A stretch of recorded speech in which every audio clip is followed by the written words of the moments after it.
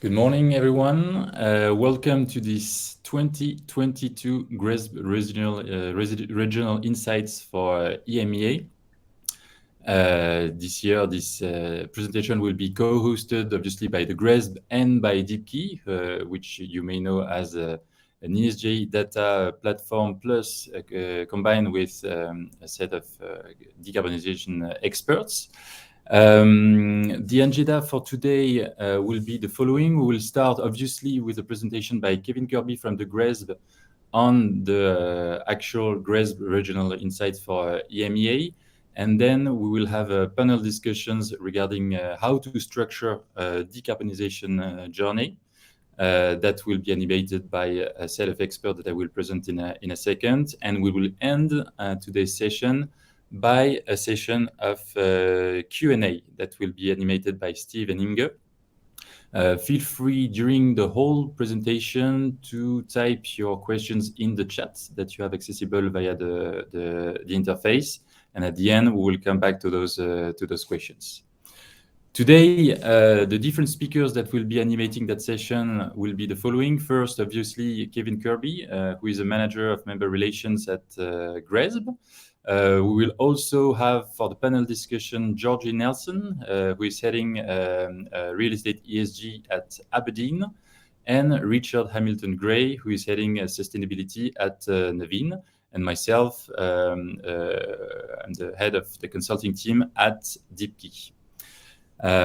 So I will then hand over the floor to Kevin for the GRESB Regional Insights. Over to you, Kevin. Good morning, good afternoon, everyone. My name is Kevin Kirby, and I'm a manager on the member relations team at GRESB. Over the next 10 to 15 minutes, I will have the great pleasure of sharing the main trends and outcomes we observe within the GRESB benchmark, and more specifically within EMEA this year. I'd also like to quickly note that you can ask questions as we move through both the presentation and panel via the chat function on the right side of your screen. Feel free to also direct questions to a particular person by mentioning their name when the question is posed to better facilitate the Q&A at the end of the event. All right, so let's start this off just by zooming out a bit before we get into the European results by highlighting some of the top line figures for the real estate benchmark. Overall, what we're seeing here is the 2022 benchmark had the largest ever growth in terms of numbers, with 1,820 entities now participating worldwide. These 1,820 entities cover 6.9 trillion USD of gross asset value across 74 countries globally. This year, we experienced significant growth coming from the Americas at 30%, APAC at 21%, and Europe with 16% of the growth. In regards to scores, average GRESB scores increased by a point to 74 for the standing investments benchmark and by 2 points to 81 in the development benchmark. Now let's move into overall participation splits by country. So as mentioned, participation in Europe grew by 16% to cover 900 plus entities, now representing half of the entire GRESB universe. These 907 European private funds and listed companies account for approximately 56,000 assets with over 500 million square meters of floor area and a GAV of 1.6 trillion US dollars. Looking deeper into drivers of growth within the region, what we see here is while the majority of European participants continue to come from the UK, this year's benchmark has seen remarkable growth from pan-European and German entities. Germany is an example of a market where we've seen slower uptake for a large portion of their real estate industry to take ESG into account. However, by having German participation grow by a factor of 4 in the last 3 years, and following the steep growth in Italy last year, we observed that these markets that were typically less mature in terms of ESG adoption are now actually leapfrogging in their preparations for an ever-increasing demand for ESG data, driven by both investors and regulators alike. Moving on to GRESB, standing investment scores. So the trend of fast-tracking ESG considerations is visible beyond the participation in the benchmark and is also reflected in the GRESB scores. Despite the lagged impact of the pandemic recovery affecting some participants' performance scores, the GRESB average for Europe has improved by 1 point to 73. The improvements are mainly driven by an increased adoption of building certifications, higher rate of ESG data verification and assurance, as well as a significant pickup in participants' efforts around target setting. The GRESB scores and ratings represent an annual snapshot of what is otherwise a continuous effort from organizations to advance their ESG performance. What informs those scores is a mountain of data that can support a wide variety of fund managers and institutional investors' needs when it comes to ESG. Another way of looking at scores in Europe is actually looking at the scores evolution over time by years of participation. As you can see here, entities that have participated for 9, 10, 11, 12 plus years experience a strong performance in the GRESB benchmark compared to newer entities submitting to GRESB. This emphasizes the annual structure of GRESB, which enables participants to understand the gaps in their ESG programs and improve upon them year over year is a system that results in improved performance. Some of these points we'll touch on in the upcoming panel discussion as well.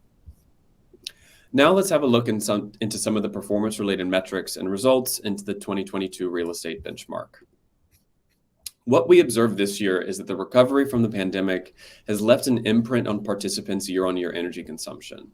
On the left-hand side of the screen, you can see the observed increase in consumption in the region caused by assets returning to a pre-COVID state of operations. After 2 years of decent reduction in energy usage on a like-for-like basis, we observed a 3.1% increase in energy from 2021 to 2022. On the right side, you can see the observed overall energy intensities as an average across all property types and sectors within Europe. If we look back at intensities over the last 3 years, we see that those relative increases are indicative of the short-term shock of the pandemic rather than a reverse of the longer-term trend of assets becoming more efficient. Overall, we still see a decrease in the intensity from 2020 to 2022, but noting that all 3 of these years include COVID-affected data. Another example of an interesting topic that GRESB data can speak to is participants' readiness to report in line with the upcoming regulatory requirements. To give you an illustration of this, if GRESB was a financial market participant and the GRESB universe represented our investment portfolio, our own SFDR disclosure would look something like this. So first, we'd be able to report on about half of the mandatory PAI indicators, albeit with some significant gaps in the data, such as indicator 18 within Americas and APAC.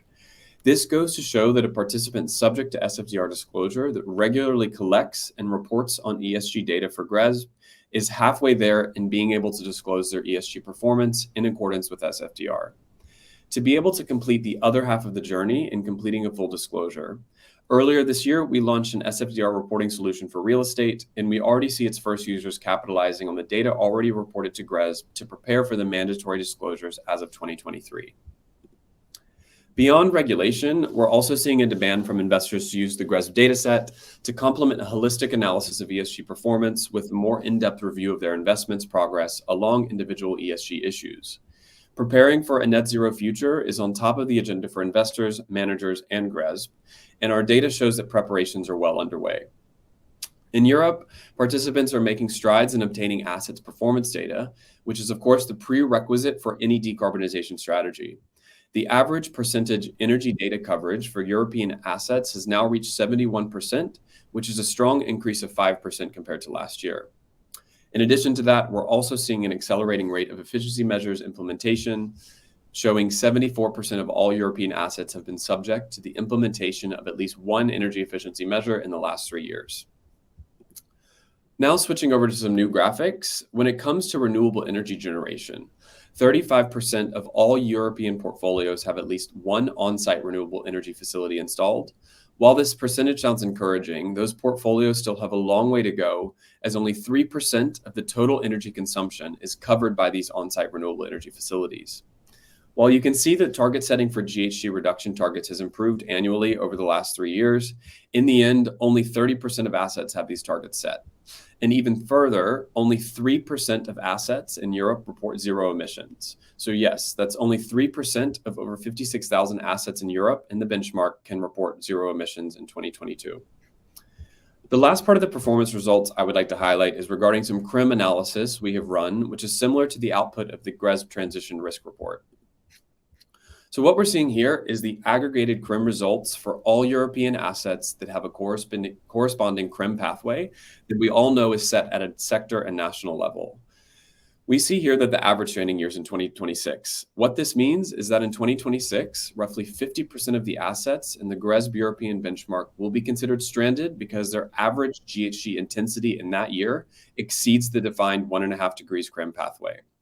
When looking at 2022 results using the 2021 performance data, we see that in Europe, 30% of the floor area reported to GRESB is considered stranded in the current year.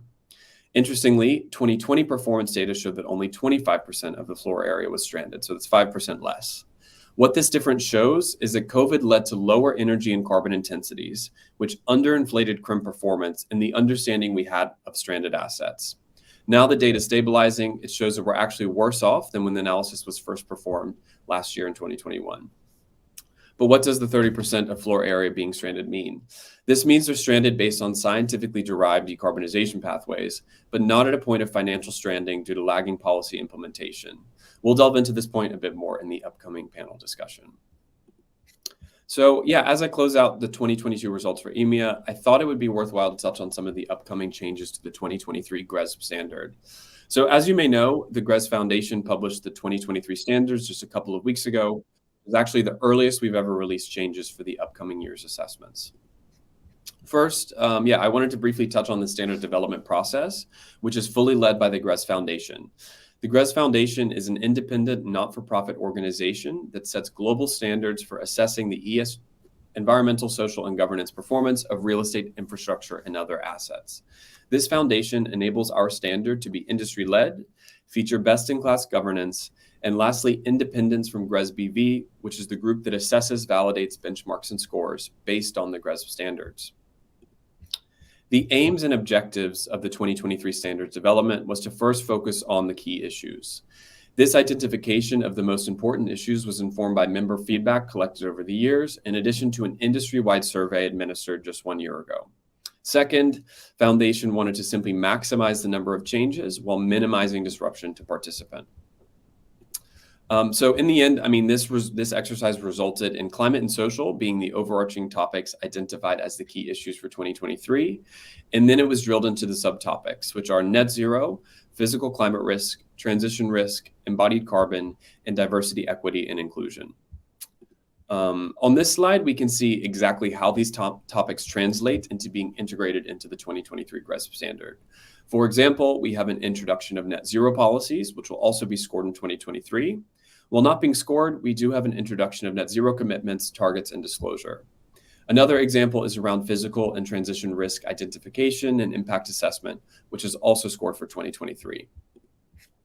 So I'll leave the 2023 standards at that, as we will actually have 2 dedicated sessions on November 29th and 30th for the GRESB Foundation update and 2023 standards changes, with the focus on the changes for the 2023 infrastructure and real estate assessments.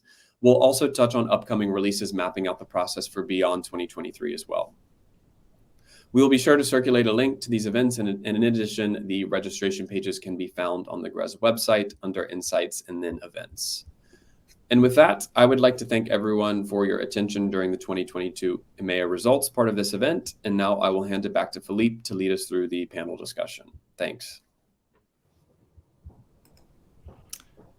Thank you very much, Kevin. So I think that the transition is pretty clear. What we wanted to offer you now is a discussion regarding how to structure a decarbonization plan.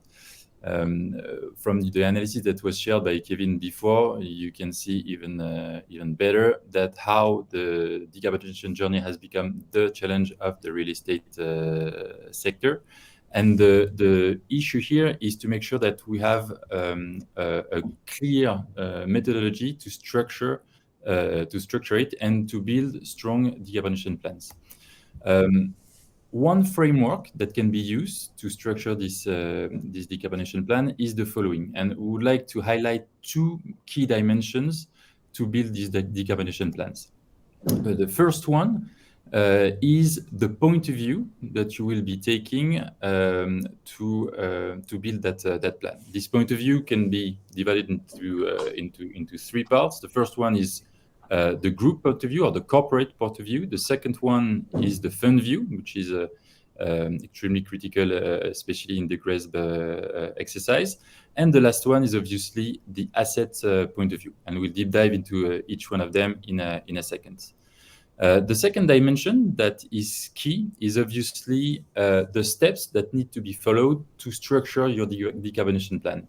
And this starts with data collection, which will then be enabling you to have insights and to set the pathway that you want to follow to make sure that you reach your objectives.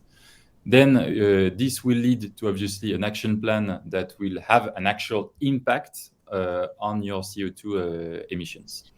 To deep dive on the first dimension, which are the different point of views, this may seem pretty obvious, but it's important to have in mind that there are the three levels of focus regarding a decarbonization plan. And the fact that the three views, the asset, the fund, and the group views, may initially be disaligned and need to be aligned to make sure that you have a sound strategy.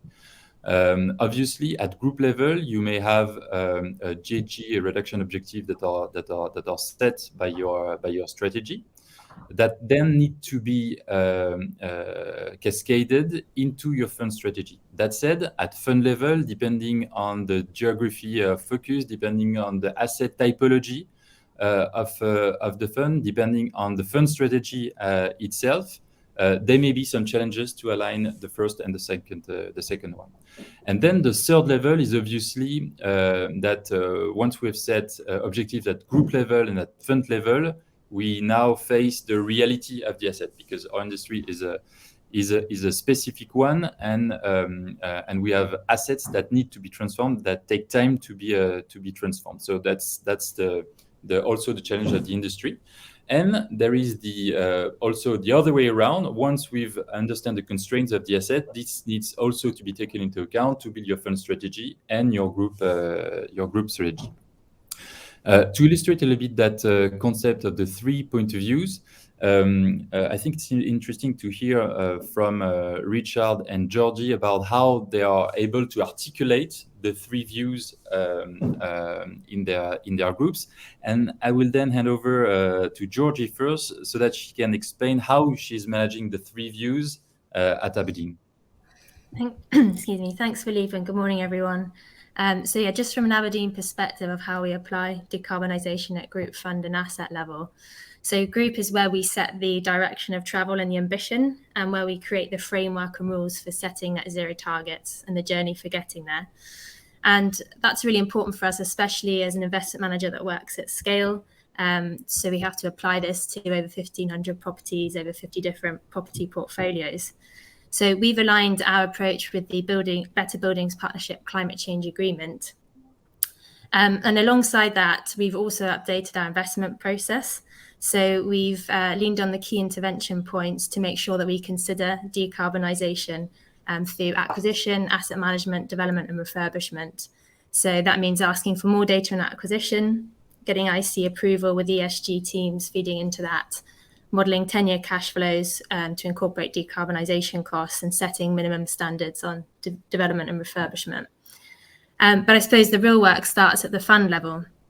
And as Philippe correctly said, that each fund is unique with different property types, different geographies, different investment objectives and return profiles.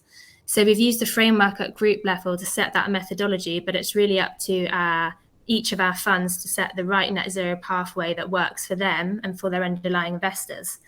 You know, our investors have different risk appetites and different levels of ambition, and therefore each approach needs to accommodate the difference in nuances between the funds and achieving investment performance targets as well. So what we've done at fund level is we've done net zero analysis, and we focused on our strategic funds first. We've looked at the carbon baseline of our funds, built up from asset level information, and estimated the gaps so we didn't get data from tenants. We've then modelled out to 2 scenarios into the future, business as usual, and what we need to do to achieve 1.5 degrees, and then overlaid on that a modelling of CapEx to achieve that 1.5. So the outcome of that work essentially helps us to prioritise assets to focus on, but with the overall objective that every asset will have a net zero plan. And I think that is actually where the real challenge is, because we've done a lot of work at the fund level, and it's now taking that and implementing it at asset level. And I guess there's two things here. Obviously, our investment process upgrades will help, but it's really upskilling asset and property managers and expanding our advisors to deal with the wider ESG tsunami, as I call it, of which net zero is only one part. So, you know, we have SFDR data collection, we've got normal ESG data collection, BREEAM use recommendations, and also decarbonisation pathways. There's a real skill set in being able to take all of that and create a coherent ESG action plan at asset level. And also, there's only so much we can control and influence due to the landlord-tenant relationship. And then a second part to that is accountability. So how do we make sure that those working at asset level are empowered and informed to take responsibility for driving ESG improvements? So I'll hand over to Richard. Yeah, exactly. It will be interesting to have Richard's point of view on how they articulate the three views at nuveen. Yeah, no, thanks very much, Georgie, and thanks, Philippe. So similar to what Georgie was saying, nuveen Real Estate has a 2040 target in place for the global portfolio. So about $140 billion of real estate to be net zero carbon. However, that target does allow some portfolios or all portfolios to move more quickly where it makes sense. So, for example, a number of our European strategies have an accelerated 2030 deadline, given the market drivers within the particular target markets of those funds. As Georgie was saying, we do recognise that different strategies have different risk tolerances, different time horizons, target markets and target sectors, for example. So the strategic business planning process for those strategies, which is informed, of course, by the investment level business plans, really need to take into account those characteristics of the individual funds. We've therefore stratified, for want of a better word, our portfolio into a number of different buckets. One of those is our net zero carbon prioritized strategies. And this is where we believe net zero carbon will have a significant impact on the long-term investment performance of those strategies, and perhaps where our clients have committed to their own aggressive net zero carbon strategies that obviously needs to be surfaced within the investment decision making of those funds. For these funds, we've accelerated our business planning process, whereby across the floor, across the house, we're expecting by 2025 for all investments to have a net zero carbon business plan in place. Again, for those net zero carbon prioritized strategies, we're doing what we can to bring that forward. Those net zero carbon prioritized strategies are more likely to commit to more capital intensive or deployment of more intensive or capital in a more intensive fashion for some of those less lower hanging fruit than perhaps the rest of the floor. And by extension to that, we've also got our net zero carbon aligned strategy. So again, this is where we have a certain level of conviction that net zero carbon will have a long-term impact on the investment performance, but where perhaps there isn't yet the concrete market signals that the pricing impact will really happen within a time horizon of that particular strategy, or again, perhaps where the client ambition isn't at the same level for the net zero carbon prioritized. Here with the net zero carbon aligned strategies, it's around ensuring that those interventions that are cost neutral or value accretive are really factored in at an early stage of the business plan, but then really keeping an eye on those market signals to ensure to build up our levels of confidence around the potential reward for that, those more significant levels of marginal capital investment before deploying that. Again, I think the final point here, which Georgie touched on also, is really ensuring that, where possible, we're able to align the implementation of those measures, those improvement measures, with the natural asset life cycle or building life cycle of an investment. So not missing an opportunity to lock in long-term net zero carbon performance as part of a retrofit, and thus reducing the marginal capital investment that's required overall. Thank you very much, Richard. So I think it illustrates very well with Georgie's and Richard's testimony the fact that the articulation of the three levels takes time and energy, but is obviously doable. And I would like also to hear Kevin's view on this articulation between the three visions, especially from a tool point of view, because I think that the GRESB also participates to that articulation and communication between the three levels. Yeah, of course. Thanks, Philippe. So yeah, I think what I can talk about here is really like the very essence of what GRESB brings to participants when they're reporting on their portfolios. So what GRESB is allowing users or participants to do is map their own established or yet to be established ESG programs against a globally defined framework. So with the results of that GRESB assessment, a fund can see where they're lacking or outperforming in regards to peers or in regards to the entire GRESB universe. So whether this be in setting up proper leadership teams to drive real ESG change or foundational ESG policies and additional procedures around risk management and stakeholder engagement, this really ensures that a baseline is set for the ESG program, and all of this is easily understood and acted on by looking at the results of GRESB. So beyond setting up a basic ESG program from a management or fund level perspective, this is where it gets more interesting with understanding how you perform from a performance perspective in regards to energy, carbon, water, waste, etc. So when historically, when GRESB first started 12 plus years ago, it was simply a survey aimed at private funds, which enabled investors to simply begin to understand the sustainability performance of their investments. This really developed over time into collecting portfolio level metrics like overall emissions or annual energy usage. And even 5-6 years ago, we still were not yet at a point to measure energy or GHG performance by assessing data coverage and like for like or year over year performance. So this is all translated into now a fund being able to assess their ESG program at a fund level, in addition to assessing performance of the individual assets by looking at scored performance metrics. So looking at the data a bit, within the 2022 benchmark, the average global data coverage is still only 68%, which is, yes, it is up 5 percentage points from even 2 years ago. But even within Europe, we see data coverage at 70%. This is up 8 percentage points from 2 years ago. That's still a pretty significant gap of missing data and unaccounted carbon emissions for landlords and investors. So I think what GRESB has been able to do is push managers to begin to firstly collect the data. As data coverage is the highest scored metric in the GRESB assessment, this becomes paramount in being able to separate your performance from your peers as well. So as part of the GRESB results, we're also providing insights into average energy and carbon intensities, which is allowing users to see how their assets perform relative to certain property types and regions as well. And to kind of wrap it up, what does all this mean? The asset level data powers the understanding of how your assets perform, which builds a strong baseline using measured data. This rolls up into a fund strategy of setting net zero targets and assessing the decarbonization pathway to get there, and then the data-driven approach to real reduction. So GRESB is, of course, like a piece of this process for many managers, whether it be long-term participants submitting for 12 plus years or first-time participants getting started on their ESG journey. So I'll leave it at that. Thank you very much, Kevin. I think that enables us to do the transition with the second dimension. Remember that we mentioned at the beginning that there are two dimensions: the point of view with the three elements that we had just discussed, and the different steps that are needed to build a decarbonization plan. So entering into that second dimension, the different steps that all real estate players need to go through. It's important to see the different elements of it. Data, that has just been mentioned by Kevin, being the first step.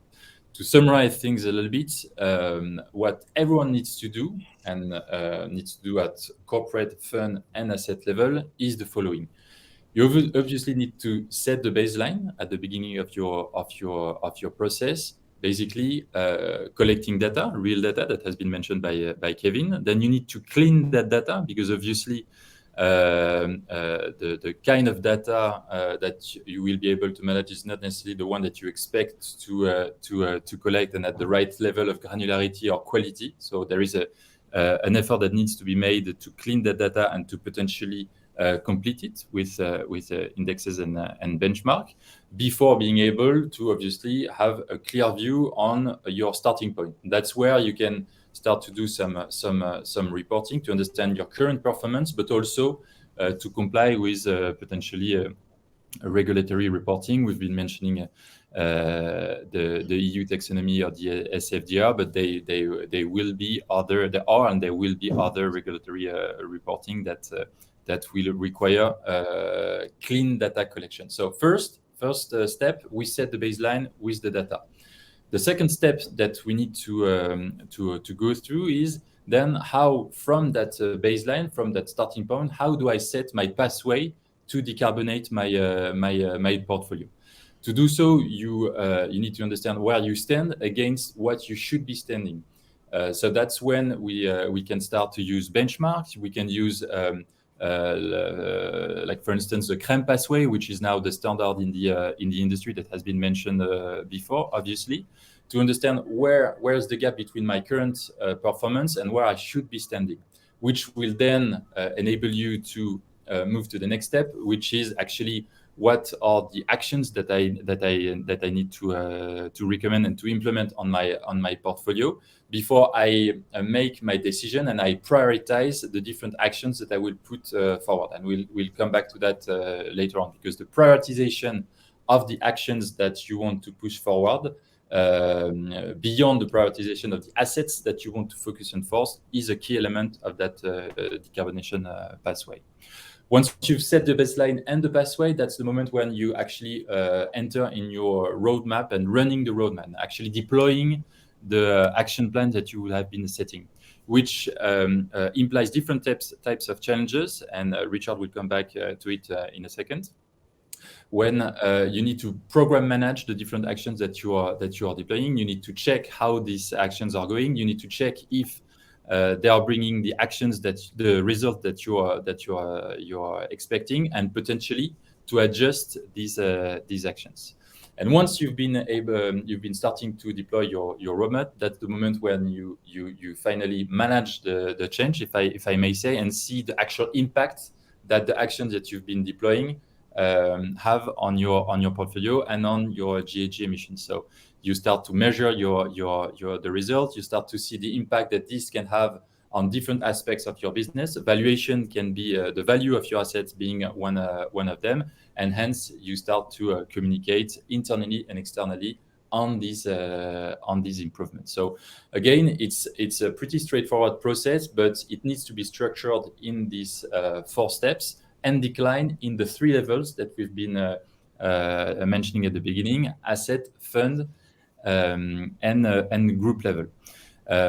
To comment and illustrate on that framework, I would like to invite Georgie to comment on how at abrdn they have been managing that framework, especially on the data side, which has been for everyone in the industry, like the key starting point of the whole decarbonization journey.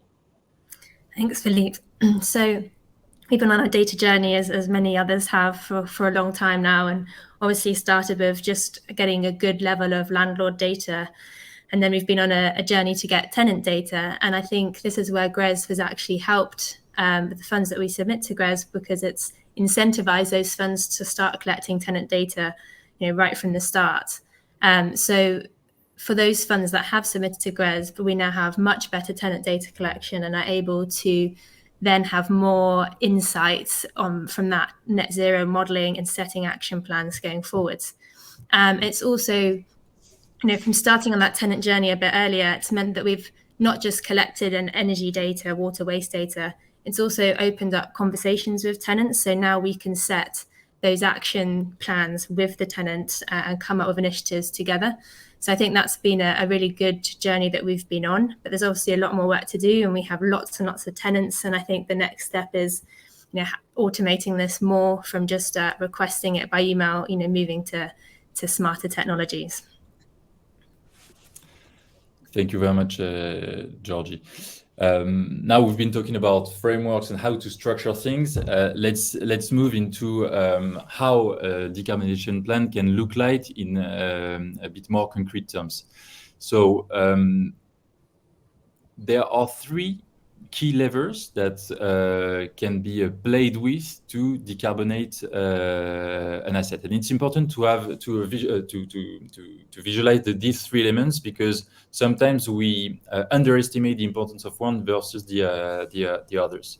The three levers are the following. So first, we can work on consumption optimization and building efficiency measures to make sure that an asset with its current status consumes only the amount of energy or utility that it should consume. The second one is actually when you start to work on the asset with retrofit and refurbishment. That's when you start to modify that asset. And the last lever that you can play with is obviously the energy mix.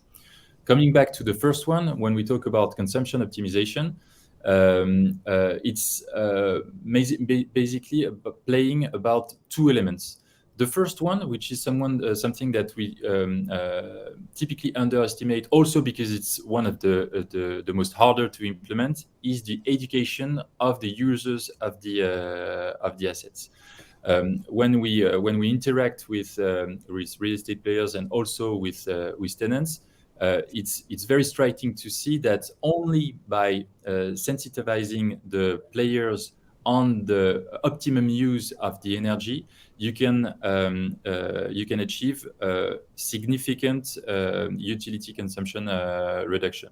On some assets, you can reach up to 30% energy reduction just on educating the user on the right way to use a utility, and it can start with very simple stuff like optimization of the use of light or of heating, to make sure that with the current equipment, you reduce your consumption. The second element, which is related to the first one, is obviously when you have the right equipment, to make sure that your equipment are regulated the correct way. Things like optimum temperature setting can have an important impact on your energy consumption. Obviously, setting the right comfort temperature so that you heat only what you need to during the winter, or to cool only what you need to during the summer, is extremely important. The second element is when we get into the hard part of the reductions, when we start to touch the building with retrofit or refurbishments.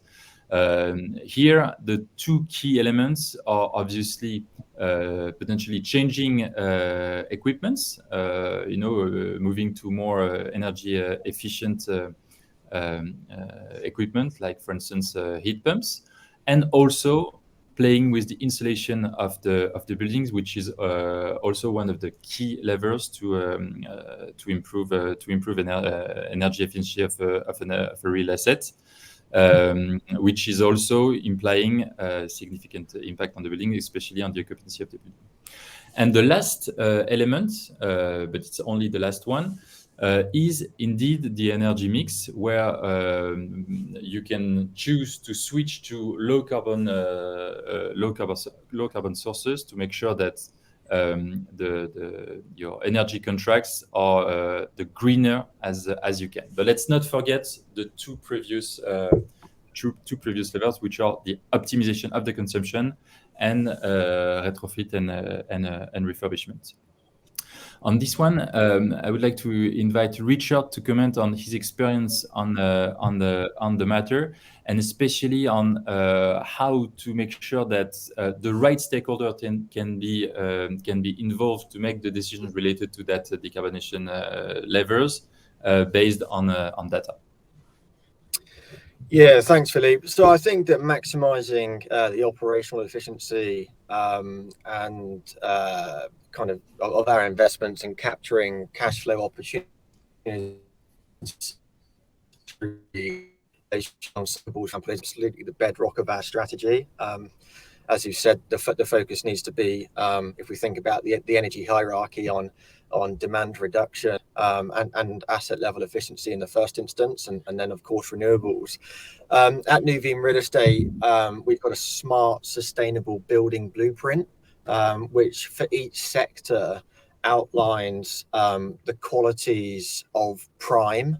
So, vis-a-vis kind of mitigating against obsolescence risk.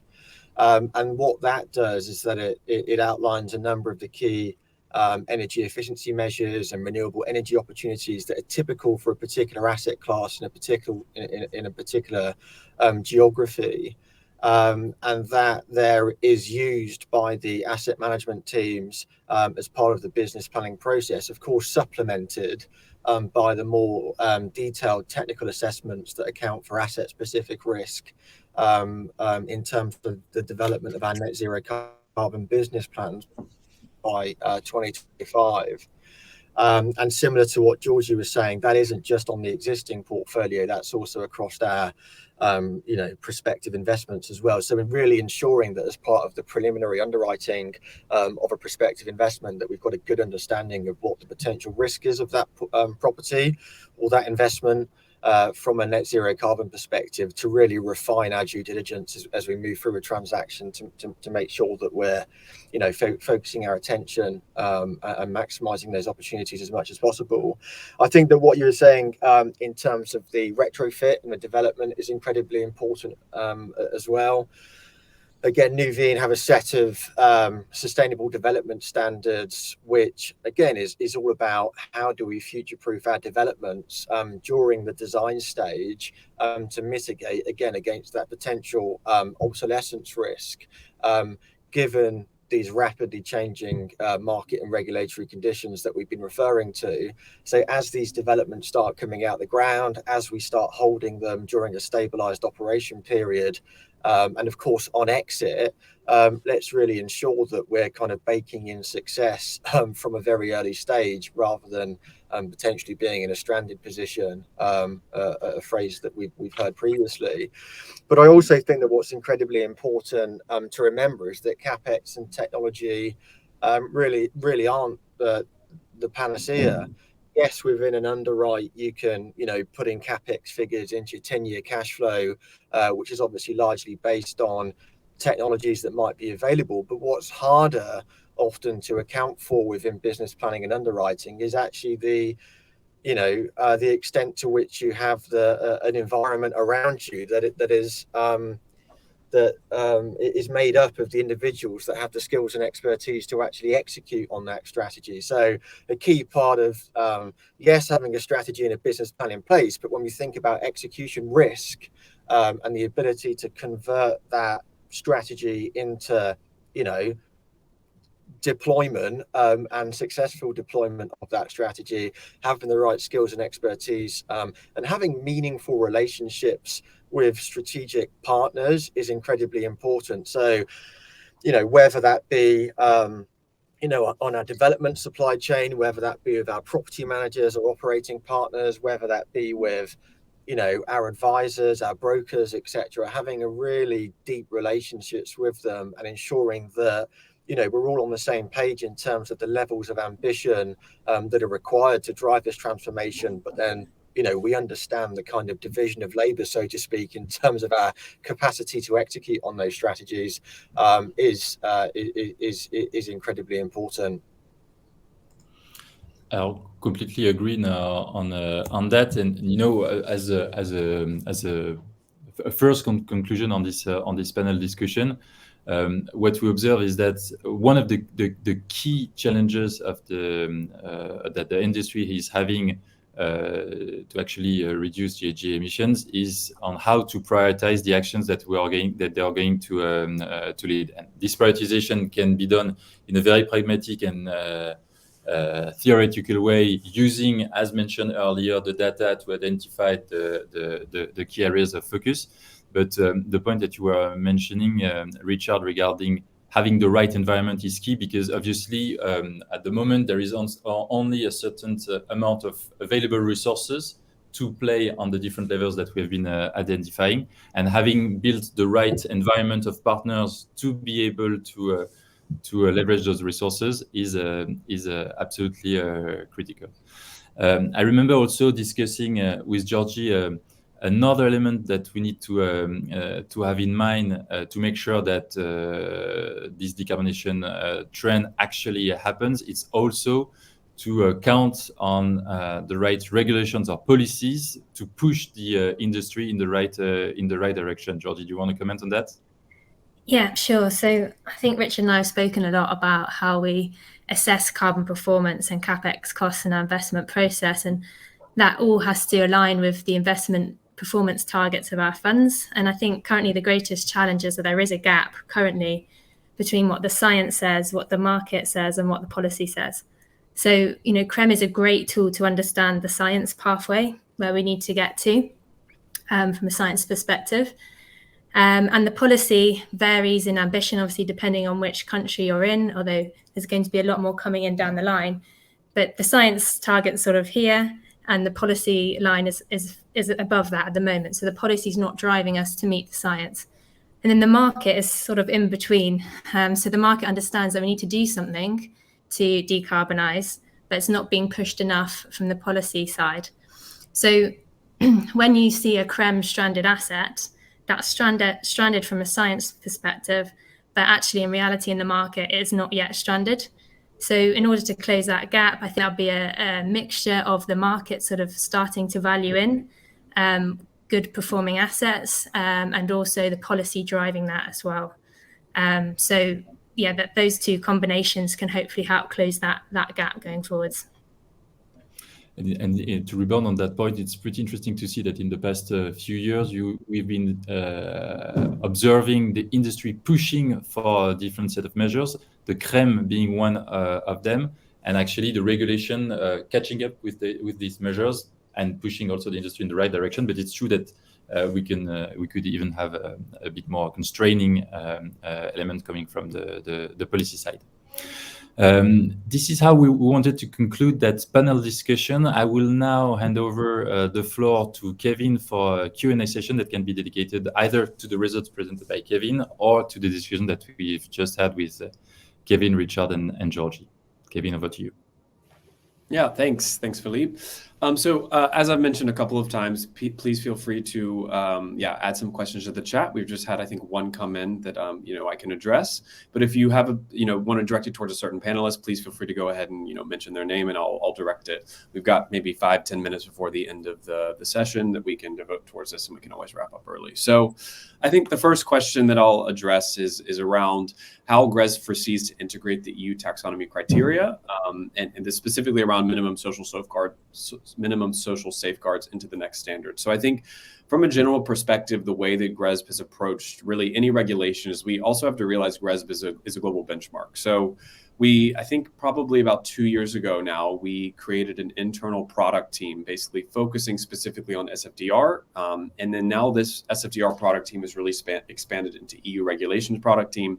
And even beyond that, now we're thinking global regulations. I mean, you see potential regulation being introduced by the SEC in the US or, in the UK, their own specific regulatory standards that are being introduced. So we have to take a pretty careful approach to this and ensure that we're not adding additional reporting burden into the standard GRESB assessments, the real estate assessments or the infrastructure assessments. So we've actually created a standalone SFDR assessment that addresses specifically SFDR that users can log into the GRESB portal and do now. And of course, as EU taxonomy continues to be developed and continues to be finalized, we'll of course take a very careful approach on where and when to put that into, whether that be the standard, the GRESB standard, or within SFDR or an EUT or SEC, et cetera. So that's kind of been our approach. We have a large team internally that's pretty on top of this. So I would say, if you're interested in more details, please feel free to reach out to us directly. Or if you have any, of course, advice to offer, we would of course take that. So that's kind of the response to EU taxonomy regulation from the GRESB perspective. But I think maybe something that I'll pose to Richard while we're waiting for any other questions to come in is, Richard, what have you done to close that data gap within the nuveen portfolio that we were, talking about a little bit earlier? Yeah, thanks, Kevin. I mean, it's a great question that we've kind of keep coming back to for the past 10 years. I think that, look, we've undoubtedly made a lot of progress. And I think that's through really kind of refreshing our relationships with our property managers and our operating partners so that they have the capacity, the direction, the ambition to really, go out to the tenants and gather the data as much as possible. I also think, though, that a lot of it has been technology enabled, and there's, bits of technology, meters, for example, that we've installed within tenant areas, both on the water and the energy side, that has enabled us to, gather that information, but also, engaging directly with the utility providers by, of those tenants, obviously following the appropriate consents and letters of authorization to create a more seamless transfer of the data from the utility providers directly. So really reducing the transaction cost that the tenant has to incur through the provision of that information.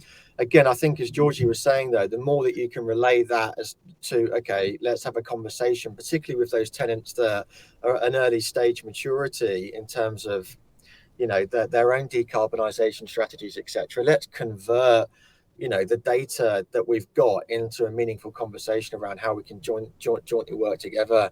I think the final thing that I'd say, though, is yes, there's a data gap on the building side in terms of carbon footprinting baseline and environmental performance baselining and tracking. But I also think there's a significant gap on the market analysis and market mapping guide. So again, we've spoken today about the requirement to have kind of confidence around market dynamics before some of those more substantial capital investments take place. And I think that there's some traditional data sets that the real estate market has used to inform their understandings of obviously where to invest and where to direct capital. So, transaction flows, for example, or leasing volumes. But I think that there is a current inefficiency within those types of traditional data sets, that they're not factoring in the type of leading indicators of the transition, which are obviously really important for us to understand. So I think that data piece is really important. And I think before those kind of, let's say, traditional market research,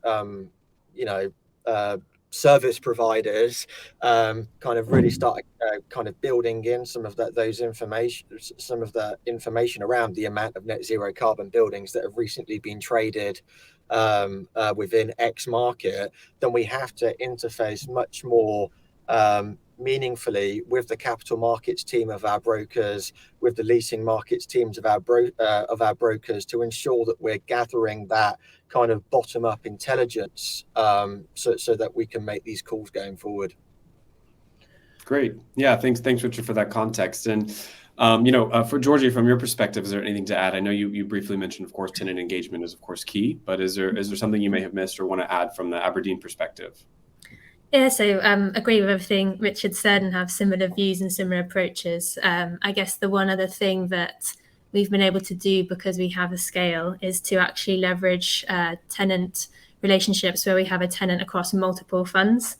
So we can enable data for a lot of assets at one time, which is more efficient for them and more efficient for us, and then have a one conversation, which will then help to trickle down and improve the assets at that level. So yeah, in addition to the smart metering and the individual tenant requests, we can also leverage relationships where we've got scale, which I think has been really helpful for us as well.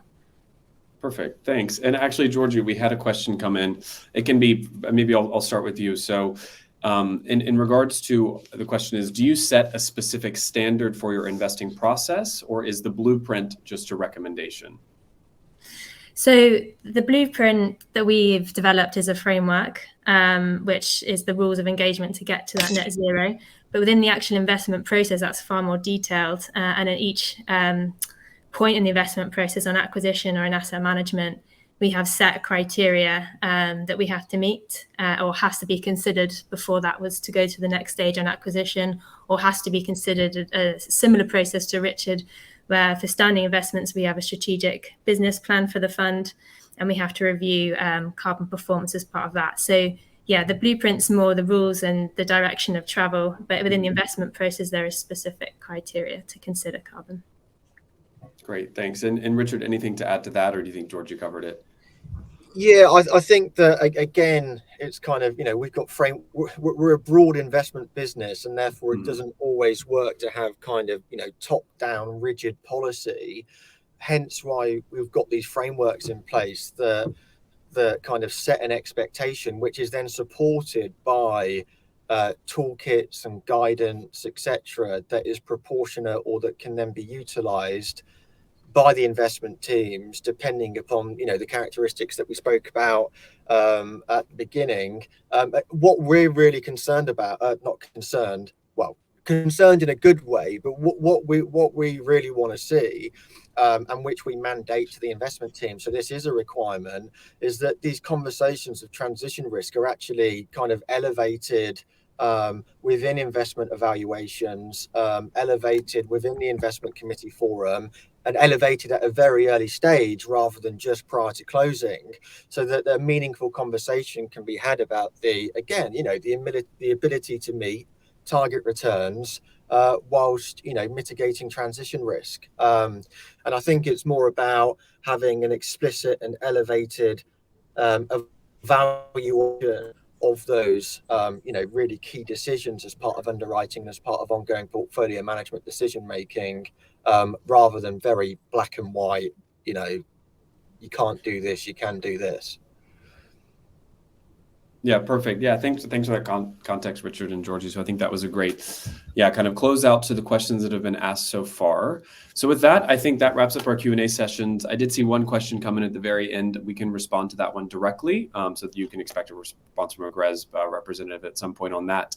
But yeah, I will close it out by sending it back to Philippe to send us out for the day. Thank you very much, Kevin. So again, from this conversation, it's really nice to see how sustainability has become a key strategic element of real estate players.